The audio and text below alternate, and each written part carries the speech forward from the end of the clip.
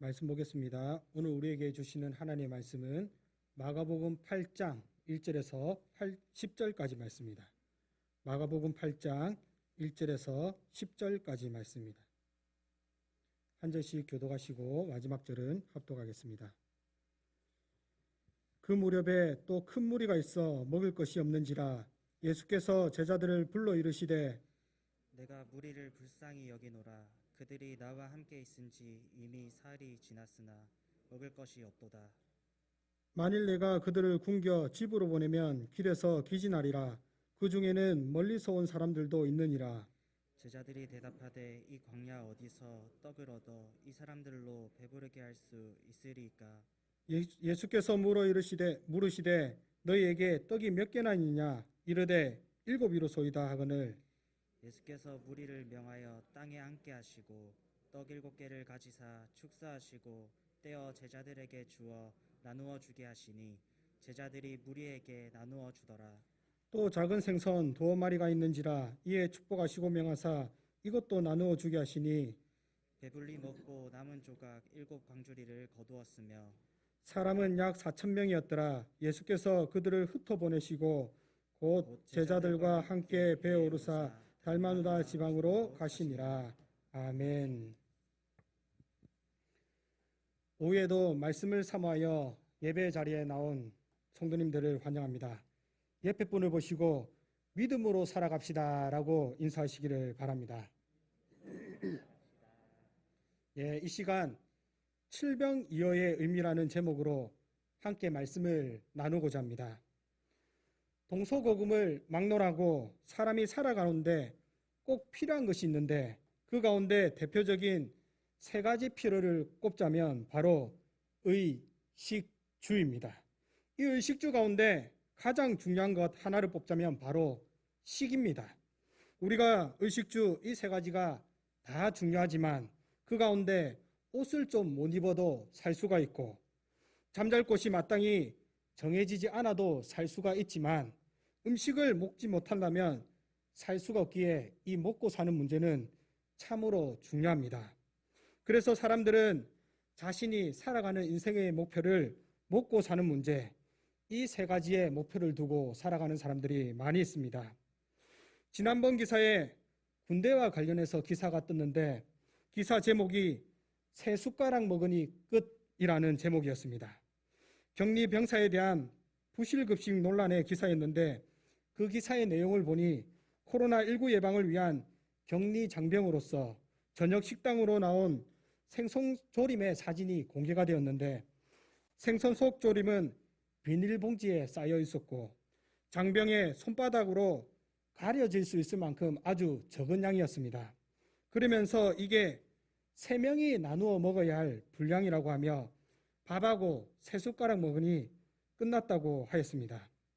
이에 대하여 음식의 문제를 가지고 이렇게 대했다고 논란이 되었습니다. 그리고 요즘은 물가가 급속도로 상승하는 시대가 되어 꾸준히 일을 하면서 돈을 모은다 할지라도 집 한 채 사기가 힘든 시대가 되었습니다. 그래서 많은 사람들이 사는 문제에 대하여 더 많은 근심과 걱정을 하며 포모 증후군으로 어떻게 하면 큰 돈을 벌 수 있을까 하며 너도 나도 주식에 투자를 하고 있습니다. 여기서 이 포모 증후군은 시대의 흐름을 놓치거나 소외되는 것에 대한 불안한 증상을 말합니다. 또한 어떤 사람은 주식으로 돈을 많이 벌기도 하고 또 어떤 사람은 주식의 투자로 인해 돈을 잃게 되어 그 인생의 삶의 가치를 잃어버리고 우울증에 시달리다가 자살까지 하게 되는 경우가 최근 들어 많이 발생하게 되었으며 어떤 정신과 의사는 이와 관련하여 에세이 책을 냈는데 책 제목이 살려주십시오라는 제목이었습니다. 그리고 또 다른 사람들은 내가 열심히 공부해서 사회적으로 성공해서 잘 살아가겠다고 생각하는 사람이 있는가 하면 물가가 올라도 내가 돈을 안 쓰고 착실히 모으면 그래도 좋은 집은 아니래도 집도 사고 노후 대책을 하며 살 수 있겠다 생각하여 돈을 거의 쓰지 않고 열심히 모으며 살아가는 사람들도 있습니다. 이와 같이 주식을 하든 착실히 돈을 모으든 공부를 열심히 해서 사회적으로 성공을 하든 간에 이들 모두의 공통점은 먹고 사는 문제에 대하여 내가 무엇인가를 노력해서 이 먹고 사는 문제를 해결한다는 것입니다. 성도 여러분, 우리가 세상을 살아가는 것은 내가 열심히 노력해서 살아가는 것일까요? 물론 우리가 노력함으로 남들보다 더 풍성함을 누리긴 하지만 궁극적으로 우리가 먹고 사는 것은 우리를 먹이시고 입히시는 하나님이 계시기 때문인 것입니다. 그런데 오늘날 많은 사람들이 이 먹고 사는 문제에 대하여 착각에 빠져 살고 있습니다.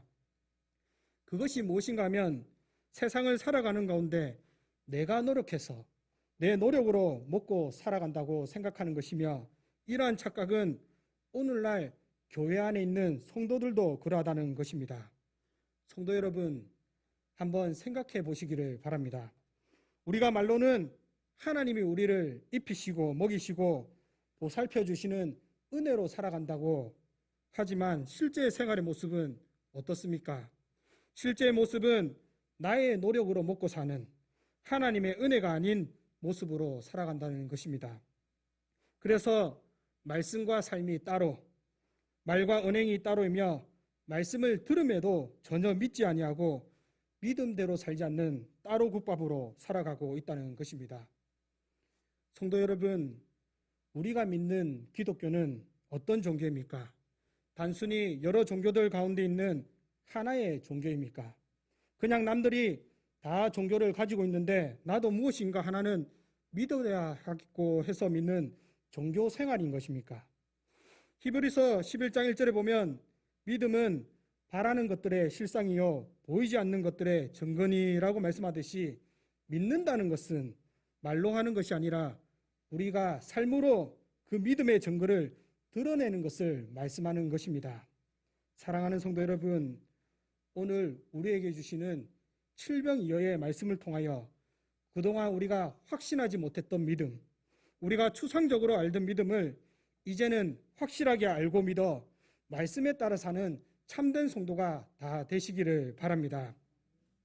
오늘 살펴볼 칠병이어의 말씀은 우리가 너무나도 잘 알던 말씀이기도 한데 일반적으로 우리는 오병이어에 대하여 많이 들어보았을 것입니다.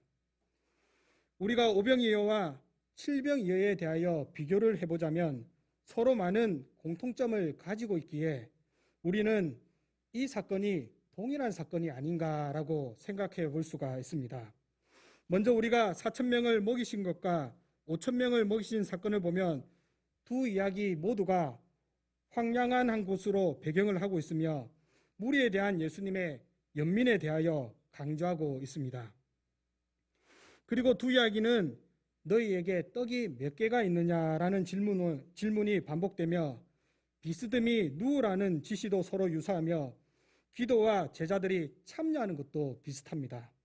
또한 떡에 대한 말과 나눔이 같은 순서로 나오며 사람들이 배불리 먹었다라는 말도 똑같습니다.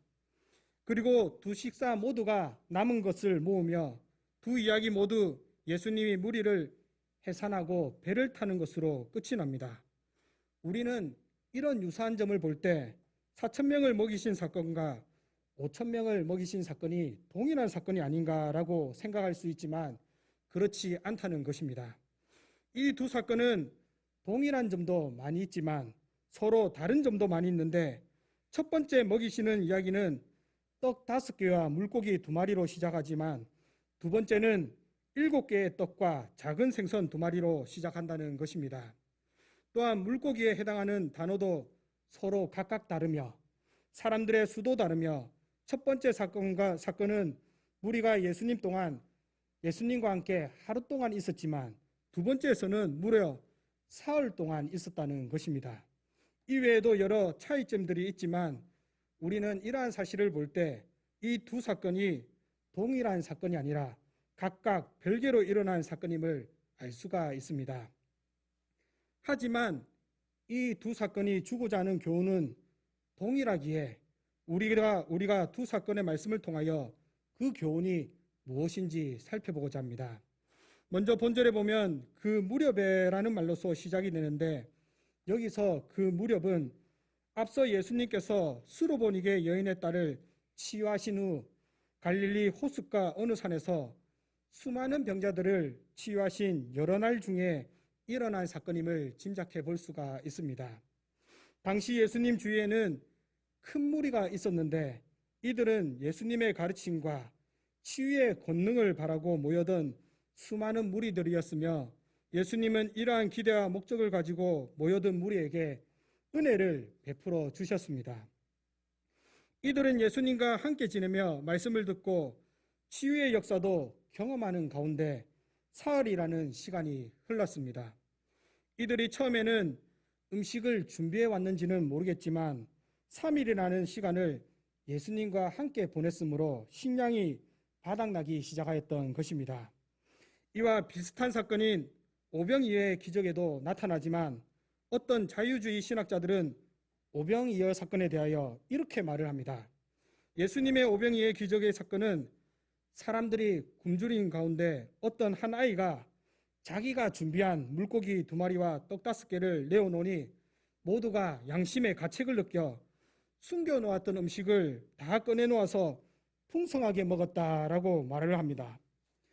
우리가 자유신학자들의 말이 누구나 볼 때 이성적이고 합리적인 말 같아 보이지만 우리는 이 칠병이어의 사건을 통하여 오병이어의 사건 또한 마찬가지로 사람들이 준비한 것이 아니라 하나님께서 무리에게 베풀어 주신 기적의 사건임을 알 수가 있는 것입니다.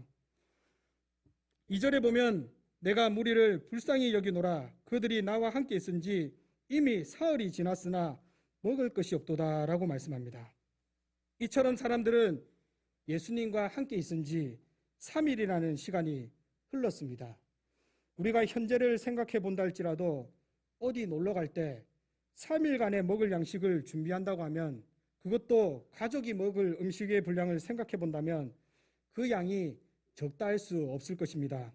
그런데 이러한 것을 예상치도 않은 가운데 3일이라는 시간이 흘렀습니다. 그런데 어떻게 그 가운데 음식이 남아 풍족하게 있는가 하는 것입니다. 우리가 상식적으로 생각해 보아도 그렇다는 것이죠. 마찬가지로 오병이어 사건도 칠병이어 사건에 비해 예수님과 함께 지난 시간이 비록 짧다 하더라도 그 당시 지금처럼 음식이 풍부하지 않고 모두가 부자가 아니었으며 예상치 못한 가운데 모두가 충분한 식량을 준비치 못했다는 것을 알 수가 있는 것입니다. 따라서 자유주의 신학자들이 그저 예수님의 능력을 믿지 못하였기에 자신들의 합리적인 생각에 따라 끼워 맞춘 것임을 칠병이어의 사건을 통하여 알 수가 있는 것입니다. 이제 예수님께서는 3일이나 함께 있던 무리들을 보시고 이들이 먹을 것이 없어 굶주린 것을 아셨고 무리를 불쌍히 여기셨습니다. 여기서 주님께서 불쌍히 여기셨다는 것은 원어로 스프랑크니조마이라는 말인데 이는 내장이나 중요기관을 뜻하는 것으로 고대 동물 제사에서 심장, 허파, 간, 신장을 제사장과 제물을 바치는 사람이 제물을 제단에 바치기 전에 먹었습니다. 이러한 관습의 결과로 스프랑크니조마이는 몸속 감정이 자리한 곳에서 깊이 요동치는 것을 비유적으로 뜻하게 되었는데 이와 같이 본절에서 예수님이 무리를 불쌍히 여기셨다라는 것은 단순한 생각으로 그래 오래 굶긴 굶었네 그래서 배가 고프긴 하겠네 라는 것이 아니라 무리가 겪는 고통을 아시고 장이 비트는 듯한 감정으로 말씀하셨다는 것입니다. 사랑하는 성도 여러분, 우리는 종종 먹고 사는 문제로 인하여 힘들고 괴로워할 때가 있습니다. 우리는 그럴 때마다 하나님 왜 나의 어려움을 알아주지 아니하시고 나를 이렇게 내버려 두십니까? 라고 하며 나를 알아주시 아니하시는 하나님에 대하여 원망할 때가 있습니다. 그러나 우리가 알아야 할 것은 주님은 우리의 마음을 알아주지 아니하시는 것이 아니라 우리가 당하는 고통 그 이상으로 주님은 몸속에 있는 장이 뒤틀려 괴로워할 정도로 애절함으로 우리의 마음을 동감해 주신다는 사실을 기억하시기 바랍니다.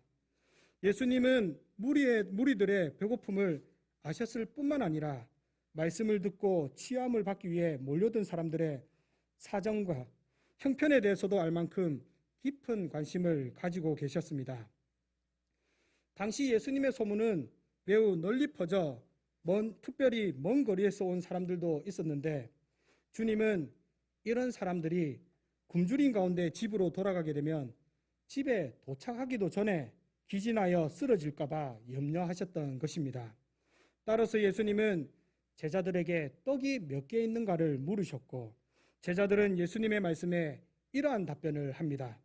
이 광야 어디서 떡을 얻어 이 사람들로 배부르게 할 수 있으리까? 여기서 우리가 생각해 볼 것은, 앞서 제자들은 이미 예수님께서 행하신 오병이어의 기적을 겪었는데 왜 또다시 이런 말을 하였을까라는 것입니다. 그런데 마가가 기록한 성경의 기적들을 보면 예수님이 행하신 기적의 행위가 사람들에게, 그리고 특히 제자들에게 놀랍고 경이롭고 기대하지 않는 행위로 일어난다는 것입니다. 즉, 기적을 갈망한다는 것은 예수님의 대적자라는 표시이지 추종자라는 표시가 아니라는 것입니다. 우리는 이 이야기 직후에 바리새인들이 표적을 구하는 것을 통하여 이러한 사실을 알 수가 있는데, 비록 제자들이 본질적인 면에서는 예수님에 대하여 깨닫지 못하였지만 예수님을 따르는 자는 예수님에게 가서 예수님 빨리 기적을 행하십시오라고 기적에 대하여 개입하여 재촉하는 자세를 가져서는 안 된다는 것을 알았던 것입니다. 이에 예수님께서는 제자들에게 떡이 몇 개 있는가를 물으셨고, 5천 명을 먹이실 때 제자들에게 무리를 앉히게끔 한 것과는 달리 예수님께서 직접 무리들을 앉히셨습니다. 그리고 떡 7개를 축사하시고 떼어 제자들에게 나누어 주게 하셨고, 작은 생선 2마리도 가지고 축복하시고 명하여 이것도 나누어 주게 하셨습니다. 예수님께서 축사하시고 음식을 나누어 주는 것에 대하여 또한 기적을 믿지 못하는 사람들은 합리적으로 생각한다고 하여 무리들에게 떡과 물고기를 나누어 줄 때 서로 다른 사람들을 배려해 진짜 조금씩만 먹었기 때문에 모두가 다 나누어 먹은 것이 되었다고 말하는 사람들도 있지만, 당시에 모인 사람들의 인원수를 생각할 때 전혀 그렇지 않다는 것을 알 수가 있습니다. 당시 사람들이 모인 인원을 보면 약 4,000명이나 되었는데, 동일한 본문에 나타나는 마태복음 15장 38절에 보면 먹은 자는 여자와 어린이 외에 4,000명이었다라고 기록함으로써 그 인원이 많았음을 보여주며, 또한 극히 적은 양의 떡과 물고기로 엄청난 기적을 일으켰었음을 알 수가 있는 것은 이 많은 무리가 배불리 먹고 남았다는 것입니다. 8절에 배불리 먹고 남은 조각 7광주리를 거두었으며 라고 말씀하는데, 여기서 배불리라는 말은 만족하다라는 뜻으로 사전에 나타난 이 광야 어디서 떡을 얻어 이 사람을 배부르게 할 수 있으리까에 대한 답으로 오직 예수님만이 이 많은 사람들을 만족시켜 줄 수 있음을 보여주는 것입니다. 그리고 이들이 만족할 만큼 배부르게 먹고 남은 조국이 7광주리가 되었는데, 오병이어 때와 비교해 보면 오병이어 기적 때는 12바구니가 남았지만 7병이어 때는 바구니가 아닌 7광주리가 남았습니다. 여기서 광주리는 바구니와 달리 사람이 들어갈 만한 큰 것으로 신약에서 사울이 예수님을 믿고 변화되어 복음을 전파함으로 인하여 유대인들에게 생명을 위협을 받는 가운데 제자들이 사울을 광주리에 담아 성벽으로 내어 달아내리던 그 단어와 같은 것으로 당시 7광주리를 거두었다는 것은 굶주림에 지친 사람들, 여자와 어린아이를 제외하고 4,000명이나 배불리 먹이고도 엄청난 양이 남아 돌 만큼 큰 역사를 이루었다는 것을 분명하게 보여주고 있는 것입니다. 사랑하는 성도 여러분, 세상에서 우리를 만족시켜주는 사람이 누가 있습니까? 대통령입니까? 회사의 사장입니까? 아니면 우리의 부모님입니까? 자녀입니까? 이들은 잠시 우리의 만족을 채워줄지 몰라도 사람은 한계가 있기에 결국 그 누구도 우리에게 만족함을 줄 수가 없다는 것입니다. 그러나 주님은 다릅니다. 주님께서는 우리 각 사람의 필요를 아실 뿐만 아니라 우리의 필요한 바를 한계없이 넘치도록 풍성하게 부어주신다는 것입니다. 이제 결론입니다. 사랑하는 성도 여러분, 우리가 인생을 살아가는 모습을 보면 말씀과 일치되지 않는 상과 말씀이 분리되어 있는 모습을 보게 됩니다. 왜 우리는 말씀을 들음에도 그 말씀이 상 가운데 잘 적용이 되지 않는 것일까요? 제가 여러분들에게 한번 질문을 해보겠습니다. 오늘 우리가 살펴본 칠병이의 말씀이 우리 가운데 실제로 이루어짐을 믿습니까? 그럼 다시 질문하겠습니다. 오늘날 칠병이와 같은 기적이 우리 가운데 실제로 이루어진 것을 본 적이 있습니까? 없죠. 없습니다.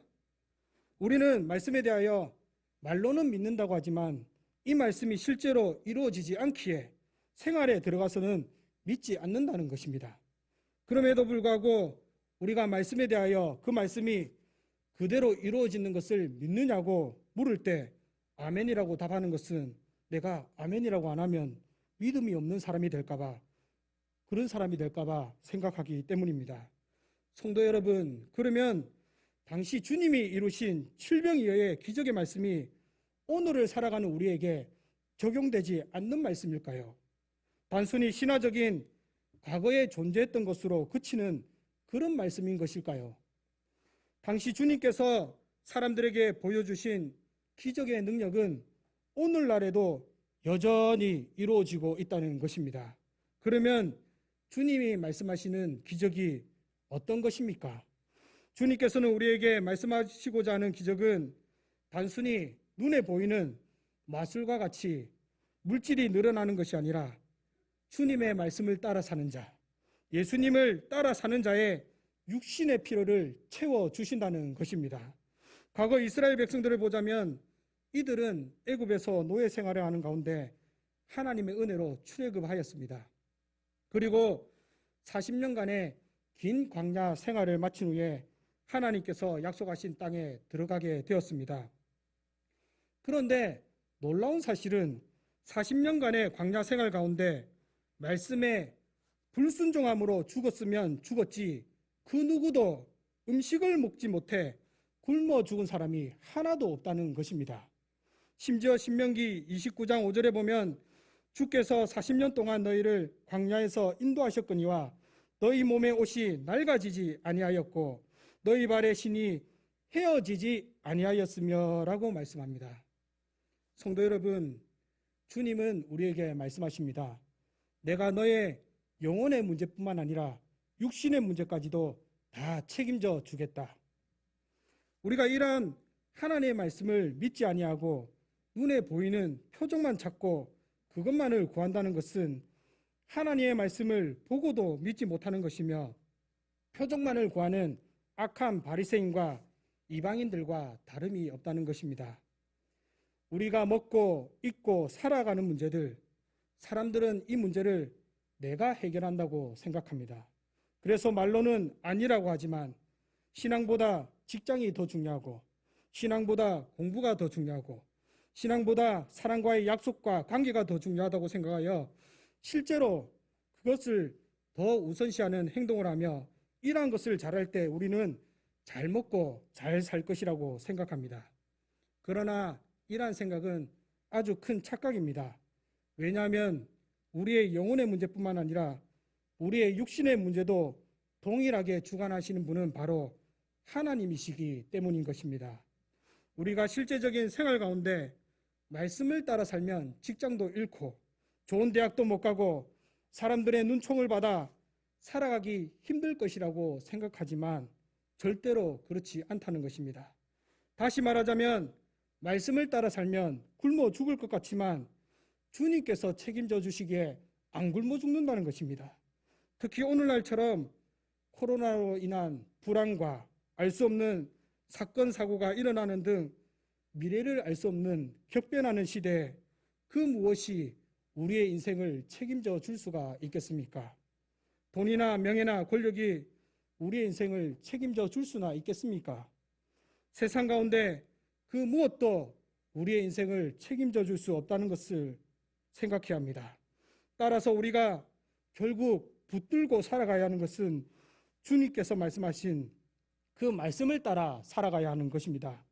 그리고 말씀을 따라 살 때 우리에게 영원한 생명을 가져다 줄 뿐만 아니라 현재를 살아가는 육신의 문제까지도 해결된다는 사실을 명심하고 또 명심하시고 삶과 죽음과 모든 인생을 주관하시고 책임져 주시는 주님께 모든 것을 맡기며 믿음으로 행하는 저와 여러분들이 되시기를 바랍니다.